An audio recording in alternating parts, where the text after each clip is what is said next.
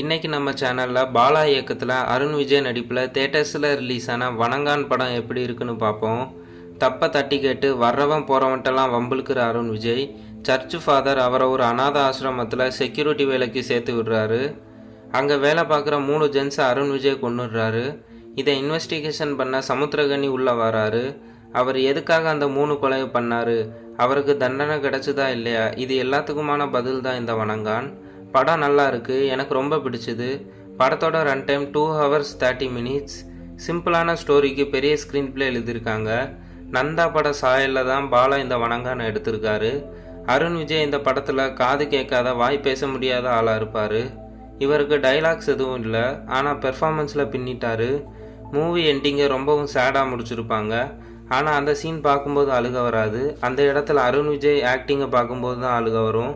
அந்த அளவு நல்லா நடிச்சிருக்காரு. ஃபர்ஸ்ட் ஹாஃப் எந்த ஒரு இடத்துலையும் போர் அடிக்கலை. காமெடிஸ்லாம் நல்லாவே ஒர்க் ஆச்சு. செகண்ட் ஹாஃபில் கொஞ்சம் போர் அடிக்கும், ஏன்னா சமுத்திரகனி இன்வெஸ்டிகேஷன் கொஞ்சம் லேக் அடிக்கும். அருண் விஜய் மட்டும் இல்லாமல் மிஸ்கின், சமுத்திரகனி, ரோசின் பிரகாஷ் இவங்க எல்லாரும் அவங்களுக்கான கேரக்டரை ரொம்பவும் நீட்டாகவும் நல்லாவே நடித்து கொடுத்துருக்காங்க. ஜிவி பிரகாஷோட பேக்ரவுண்ட் ஸ்கோர் அண்ட் சாங்ஸ் இது ரெண்டுமே நல்லா இருந்துச்சு. முக்கியமாக மூவி எண்டிங்கில் வர்ற சாங், அப்புறம் அருண் விஜய் ஆக்டிங், இது ரெண்டையும் தேட்டரில் பார்க்கும்போது சேது மூவியில் வர்ற லாஸ்ட் சீன் மாதிரி கண்கலங்க வச்சுது. அடல்ட் கண்டென்ட் இந்த படத்தில் கொஞ்சம் இருக்குது, ஆனால் ஃபேமிலியாக தாராளமாக இந்த படத்தை பார்க்கலாம். இந்த படத்தில் மைனஸாக நான் எதுவும் பார்க்கல.